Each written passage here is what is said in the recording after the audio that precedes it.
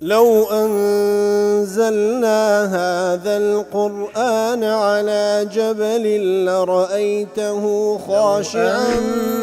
أنزلنا هذا القرآن على جبل لرأيته خاشعا أنزلنا هذا القرآن على جبل لرأيته خاشعا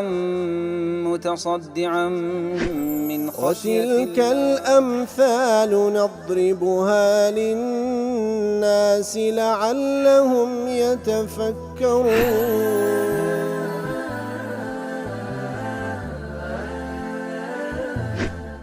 الحمد لله والصلاة والسلام على رسول الله وعلى آله وصحبه ومن والاه. السلام عليكم ورحمة الله. برزان خوشحال لواني حفصة الشيخ لواني كان تفسير القرآن بيروز بيمو خزمتان بس رزامندي رب العالمين وهيوادان بإيوي آزي السودي لور بقرن. أعوذ بالله من الشيطان الرجيم. بسم الله الرحمن الرحيم. ولا تفسدوا في الأرض بعد إصلاحها وادعوه خوفا وطمعا إن رحمة الله قريب من المحسنين. الخوش يسنا وكلواني رابر دوش لخزمة دوات بيروز دابوين رب العالمين دفرمي فسادي مكان لسروي زبي لدواي أوي كواخواي قوري إصلاحي كردية بويك بوشي وي خلق كردية كوان لنفعه لمصلحتي بندكاني دا وهروا إصلاحي كردية بناردني پیغمبران عليهم الصلاة والسلام بيان كردني صراط المستقيم بيان كردني تاكو خرافة يترخواي قول إصلاحي كردية بوشيوه خواي قول فسادي مكان فسادي تيدا مكان بويكوا بوشيوه كخواي قول خلقي كردية أو زاوية كلمصلحتي بندكانا بين تيتشي بدن هرشتك كوا لمصلحتي بندكان بين تيتشي بدن وفاسدي بكنو وايلي بيكوا سودي نمني ياخذ ببتزيان بخش وهروها فسادي دين و منهجی خەڵکی مەکەن لەو ڕاستەڕێی کە خوای گەورە لە ڕێگای پێغەمبەرانەوە ناردیتی مەشێوێنن لە پێش چاوی خەڵکی مێن مزگەوت و جێگای عیبادەتکردنی ئەو خەڵکە تێک بدەن منعی جهودی خەیری بکەن ولا تفسدوا في الأرض بعد إصلاحها وادعوه خوفا وطمعا بپارێنەوە لە خوا سبحانه وتعالى بە چ شێوەیەک خوفا بەترسەوە لە ترسەوە لەبەرەوەی بە هەمومان بەڕاستی با ئەندێ گوناحبارین مقصرین لەکردەوە چاکان و هەروها تەمەعیشمان هەبی ڕەجا و هیوا و ئاواتمان هەبی بە ڕەحمەتی خوای گەورە. ئیتر وەکو لە مەعارج تەفەکر دەڵێ ولما كان الإنسان لا تخلو لحظات وعيه غالبا من أن يكون خائفا أو طامعا کەواتە ئینسان هیچ لەحظەیەک لە وعی خۆی لەیەک لەو دوو حاڵەتە بەدەرنیانەوە دەترسێ لە خوای گەورە لەو گوناه و تاوانانێک کە کردیتی يان رزاو هوا وآواتي برحمة خواي قورها فإن الله عز وجل يأمره بأن يكون داعيا ربه مع كل خوف وطمع كواتاتو يان لحالة خوف دا يان لحالة الطمع دا يتل همو حالة جيانت تسلا خوف بوي لترسي قناه تاوانا كانت تسلا طمع بوي كواكد ويتساكت أنزاد الرزاد وبخواي قور خبولك هل أخواب فاري ولهم حالتك طالبا منه دفع ما يخاف من مكاره الدنيا والآخرة يتل داواي ليبكا لهمو أوشتاني كوا ليدا ترسي لاشتا ترسنا كان دنيا وقيامة لي بباري كوا للدفع بك ومنحه ما يطمع فيه من محاب الدنيا التي لا معصية الله فيها ومن محاب الآخرة وهو داواي همو أوشتاني لبكا كوا لخوشيكاني دنيا أو خوشياني كوا معصيتي تدانية داواي ليبكا وهو لمحاب الآخرة ولا لوشتاني كوا لمحاب الآخرة وتلا اشتخوشكاني قيامتيش داواي ليبكا وهي النجاة من عذابه يوم الدين يتر أوانك ومتعلقة بآخرتيش نجات بون لعذاب لروج قيامت والظفر بالسعادة الخالدة في جنات النعيم وهو داواي ليبكا كا خوشية بردوامة كي بهشتت بي ببخشي يتر ديارة بابني وكو قتمان كخواي قول فهمني خوفا لترسي خواي قول لترسي وكوات مقصري قناه تاوانتي أو شعور لي بردوام بي وشعور الطمع هو آوات برحمة خواي قول سبحانه وتعالى ودعاء كردو بارانا ولا هموش تخوش كان حتى لو شتاني كوالد الصلاة بشرني كوكو زانان دفنو زياتر لهموش تيك بيوست لخواب باريوه لهموش تيك لخواب بارسوكا خواي قولي بيده مقاليد كل شيء مەقالید و خەزێنەی هەموو شتەکان لای خوایە، هیچ تەش بە بێئیزنی خوا ڕوو نادا کەواتە بپارڕێەوە لە خوا لە هەموو ئەو شتانێکەوە لە دنیا و لە قیامەت پێت خۆشە بە حەلالی پێت ببەخشیتن. ئیتر ئەو شتێکەوە لە دەسەڵاتی بەشەردا یاخود ئەوەی لە دەسەڵاتی بەشەریش دانێ ئەوەی کەوا ظاهیرەن بە هیچ شێوەیەک بە عەقلی بەشەر ڕێی تێناسی لەخوا بپارڕێەوە، لای خوای گەورە هیچ شتێک مستەحیل نییە. وادعوه خوفا وطمعا وبيقينه بپارڕێەوە. ادعوا الله وانتم موقنون به، بيقينه بزانە خوای گەورە لە توانایدا هەیە پێت بەخشی ئەگەر خەیری لە بۆ تو لە دنیا و قیامەت تێدا بی. إن رحمة الله قريب من المحسنين، بێگومان ڕەحمەتی پەروەردگار نزیکە لە چێ؟ نزیکە لە کەسانێکی چاکەکار. وەکو لە تفسير قاسمی أي أن رحمته مرصدة للمحسنين، كواتە ڕەحمەتی خوای گەورە ئامادەکرا لۆ چێ لۆ کەسانی چاکەکار الذين يتبعون أوامره، ئەوانەی کەوا بە دوای فەرمانەکانی خوادا دەڕۆن ويتركون زواجره، واز لەو شتان دەینن کە خوای گەورە زەجری کردێ و نەهی لێ کردینە. وەکو لە سوورە هەر لە هەمان سوورە لە سوورەتی الأعراف لە ئاەتی 156 دەفەرمی وەڕەحمەتی وەسعت كل شيء، خوای گەورە دەفەرمێ ڕەحمەتی من هەموو شتێکی داگرتی. هەندە فراوانە بەڵام لۆچەی دەنووسم لە قیامەتی فەسەئەکتوبها للذین یتقون،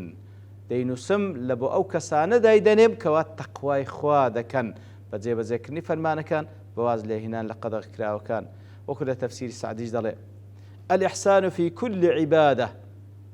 بذل الجهد فيها، کەواتە ئیحسان و چاکەکاری لە هەموو عیبادەتێک ئەوەی کەوا ئەوەی لە تواناتدا هەیە لەو عیبادەتە سەرفی بکە وأداؤها كاملة لا نقص فيها بوجه من الوجوه، ويكو أو عبادته بكاملي أنزام بده هز نقصانش تدانا بهر شيء لشوازكاني. وكو خواهي قرد فرمي إن رحمة الله قريب من المحسنين، رحمتي پروردگار نزيك لساكاران في عبادة الله، كوات أواني كوات ساكاران لعبادة كرني خواهي قرد المحسنين إلى عباد الله، لعبادة كرني خواهي قرد ساكاران وهروە چاکەکارن إلى عباد الله، چاکەکارن لەبۆ بەندەکانی خوش چاکەکارن. فكلما كان العبد أكثر إحسانا، هەرچەندە بەندە إحسانی زیاتر بی چاکەی زیاتر بی كان أقرب إلى رحمة ربي، ئەوە لەقەدەر ئەوەی کەوا چاکە دەکا لەقەدەر ئەوە لە ڕەحمەتی پەروەردگاری نزیکە. وكان ربه قريبا منه برحمته، لەقەدەر ئەوەی کەوا ئەو چاکەکارە خوای گەورەش لێی نزیکە بەڕەحمەتەکەی. وفي هذا من الحث على الإحسان ما لا يخفى، کەواتە ئەو ئاتە هانمان دەدا لە بۆ چاکەکاری زۆر بە ئاشکرا. دەتەوێت ڕەحمەتی خوا لێت نزیک بی، دەتەوێت ئەتون لە خوای گەورە نزیک بی چاکەکار بە، لەبەرەوەی چاکەی با بڵێن ڕەحمەتی خوای گەورە نزیکە لە کەسانێک چاکەکار. وەکو لە معاج تەفەکوور دەڵێن والإحسان هو أعلى المراتب التي يرتقي إليها الصالحون المؤمنون، کەواتە ئیحسان مرتبەی ئیحسان بەرزترین مرتبەیە کەوا بەندە صالحە ئیماندارەکان دەیگەنێ. ودون مرتبة الإحسان مرتبة البر، کەواتە ئیحسان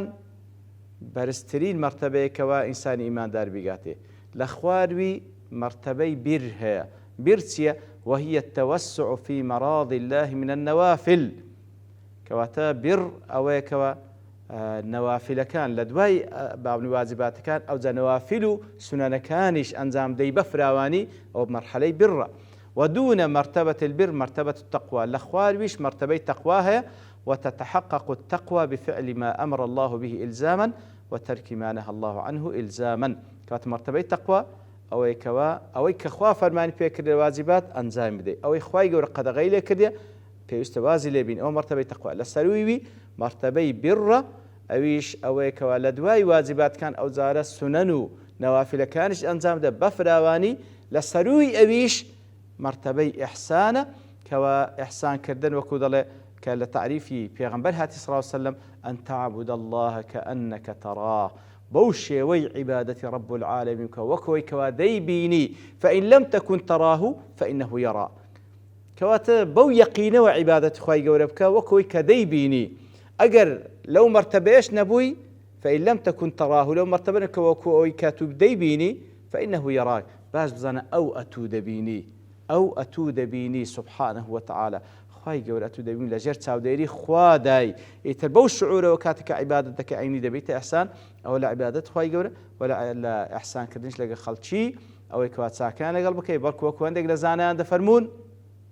ئەحسان لەگەڵ خەڵکی ئەوەیە کە ئەن تحسینە ئیلا من ئەساء ئیلەیک چاکە بکەی لەگەڵ کەسێک کە خراپەی لەگەڵ کردی چاکە بکەی لەگەڵ کەسێک کە خراپەی لەگەڵ کردی کەواتە بەڕاستی ئەوەش هیمەتێکی بەرزی دەوێ ئیتر بەو شێوەیە خی گەورە سوبحانەهو وتەعالە باز لە ئیحسان دەکا لە دوای ئەوەی کەوا خی گەورە لەو ئاتەدا ولما ذكر تعالى أنه خالق السماوات والأرض لو آتولات كان بيشتر خواي قول باسي لو يكر لبما كوا هر أو ذاته أسمان كانوا زي بدي هنا وأنا المتصرف الحاكم المدبر المسخر وهر أو ذاته كوا تصرف لك كونك ولبونا وري خوي دكا هر أو ذاته حاكمة حكم دردكا وحكم ينافذ لو كوني هر أو ذاته كوا تدبيري أو كوني دكاو هر أو ذاته كوا همو أو كوني لبردستي مسخرا أو زال دعائي كوا حقائقان مالو بازدكا وأرشد إلى دعائه لدعائي وزاخواي قولا هان ماني داو ريني شاندين كوا دعائي بكين ببارين ولي لأنه على ما شاء قدير لبروي هر أو ذاته بتصلاة لسر هموش تيك أو زال دعائي ونبه تعالى أنه على أنه الرزاق أو زال سلمان رش تسروي كوا لبوي كوا هر أو ذاته الرزاق وأنه يعيد الموتى يوم القيامة هر أو ذاتش كوا مرديان زندي دكات وروج قيامت إن زاو كل آتك دواتري دفرمي وهو الذي يرسل الرياح بشرا بين يدي رحمته حتى إذا أقلت سحابا ثقالا سقناه لبلد ميت فأنزلنا به الماء فأخرجنا به من كل الثمرات كذلك نخرج الموتى لعلكم تذكرون والأخوة يقول دفرمي هر أو ذاته يرسل الرياح هر أو ذاته كوا باكان دنيري بشرا بين يدي رحمته وكم مجد دريك أو بادنيري بيش أو كوا رحمتك كبارانا دابزي حتى إذا أقل السحابا ثقالا حتى أو بانا كاتك وبالهوري زور قرز بباران هل دقريو سقناه لبلد ميت إن ذا خواهي قد فرمي إيما أو بالهوران دبين ديبارينين بسر خاكي مردي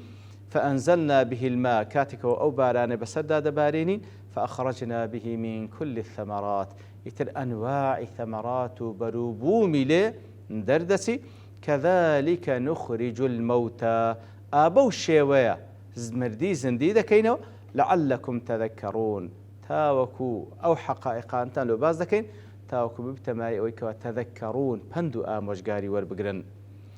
بلى وهو الذي يرسل الرياح هر أو ذاته كوا رياح دنيري إنزا ابن كثير وحمزة وكسائي وخلف بوشوي دخين وهو الذي يرسل الريح واتبا مفرد دخين طبعا قراءات 7 وقراءات 10 إتر أو قراءاتان واردة لبيغمبر صلى الله عليه وسلم لبري بوشيوي دابز يلبوي ابن كثير وحمزة وكسائي وخلف وهو الذي يرسل الريح بمفرد هل أو ذاتك وباد نيري وقرأ باقي القراء 10 بران باقي قراء 10 برياح بجمع ديخين نوا كواتهردو هاتية وكل معاش تفكر دل وقد يكون بين القراءتين تكامل في أداء المعنى المراد يتل بين أودو قراءة ريح رياح تكاملك لا أداء كردني معناك كوما بستتيدا وذلك لأن الرياح أنواع وأصناف با أنواعها تندين شيويها ترجع إلى شدتها وسرعتها لسرت أساسك تندين باها لسر أساس تندباك ينخاوة خيرايا ينا وطبقات حركاتها في الجو لست طبقات حركة ذكا لو زوا ومسيراتها المختلفات لسي اتجاه قديتن كوال جياواز ليكتري وتعدد انطلاقها متسايرة أو متعارضة وهروها زاروا على سنجيك هلدكا الترتيك دجيرين ياخذ بيك اتجاه دروا ووجهات انطلاقها لا برو تشين دري دروات من درجات الدائرة المحيطة بالجهات الأربع إتر دیارە لە چ ڕوویەک لە چێن دەرێدێ سرعەتەکەی لە چ مستەوایەکە ئەوانە هەم ئەنواعی ریاحە ئیتر خوای گەورە ریح دەنێری و ریاحش دەنێری هەر ئەو خوایە کەوا ریح دەنێری زیاتر لە قورئانی پیرۆزیش ریح ئەگەر ملاحەزەمان کرد بیتن با بڵێن ریاح زیاتر لە بۆ ڕەحمەت بەکارهێنرایە ئەو وەکو با بڵێن لەفظێکی عام لە قورئانی پیرۆز ریحیش زیاتر لە بۆ عەزاب هاتیە بەڵام لێرەکە هەردووچی باز دەکاتن هەردووچی لە ناویەکە هەر ئەو خوایە کەوا ریح دەنێری و ریاحش دەنێتن بەڵام لێرە زیاتر باز لە ڕەحمەتەکەیتی لە بەرەوەی باز لە باران دەکاتن ئیتر وهو الذي يرسل الرياح بشرا بين يدي رحمته وكل تفسير قاسمي در بشرا بين يدي رحمته أي قدام رحمته التي هي المطر لبيش بارانكي خواي گەورە بای دەنێری ئیتر ئەو بایە مەجدەدەرە لە پێش هاتنی بارانەکەی خوای گەورە با دەنێری جا هەر لەوێندەرێ قولی ئەبو البەقائی نەقل کردە يقرأ بالنون والشين مضمومتين کەواتە بشرا بنشرا شاتيا نشرا وهو جمع إتر نشرا جمع طبعا لفظك إما بمعنى فاعل أي ينشر الأرض ويجوز أن يكون بمعنى مفعول أي منشورة بعد الطي كواتا أو بايا نشرا يان بمعنى فاعل هاتي واتا ينشر الأرض واتا لصروي زي برتي دكاتا أو ذا أنواع بابلين وكو تلقيح داركان أنواع شد نشر دكا لصروي زوي يان بمعنى مفعول هاتي أي منشورة بعد باشوي كوا بخوي ويك هاتبوا أو زان نشر بو لصروي زوي أو منشرة أو أي محيا كياخذ بمعنى منشرة دي وتزندي كروي أو باي كوا أخوي جوردينيري ويقرأ بفتح النون وإسكان الشين بفتح النون وإسكان الشين وتنشرا بوشي وشاتيا وهو مصدر النشر بعد الطي كواتا لدواي كواشتيق لول الدايتوا نشري بكيوبي كيتوا كواتا أو بوشي ويديتا أو أنشر الله الميت فنشر أي عاش ويأخذ بمعنى ويكوكو بمعنى جيان ديتن كاتك وأخوي جورا كسر مردي زندي دكاتو يتر بو باش كوابارين لدوا داتتن أخوي جورا سبحانه وتعالى زوي زندي دكاتو ويقرأ بالباء وضمتين بشرا وهو جمع بشير بوشي وش خيندريتو وهو الذي يرسل الرياح بشرا بضمي باكو إسكان الشين كشكوتا معناها كان زيادة اللود معناها كودا بيتو بشرا ونشرا كواتا هم وكو مجددرة كديتن أو بايا لبيش باران وهم وكو نشرا وكو ماي انتشار بكردنو بلاو كردنوي همو أوشتاني كخواي يقول بهوي أو بايا بڵاوی دەکاتەوە ئیتر دیارە لە ئاتەکەشتیتر ما باسکم بەڵە بەرەبەرەوە بوونی کات دەوەستین بە پشتیوان رب العالمین لەوانەی داهاتوو دێنەوە خزمەتی وصلى الله وسلم على نبينا محمد وعلى آله وصحبه أجمعين وآخر دعوانا الحمد لله رب العالمين لو أنزلنا هذا القرآن على جبل لرأيته خاشعا أنزلنا هذا القرآن على جبل لرأيته خاشعا أنزلنا هذا القرآن على جبل لرأيته خاشعا متصدعا من خشية الله وتلك الأمثال نضربها للناس لعلهم يتفكرون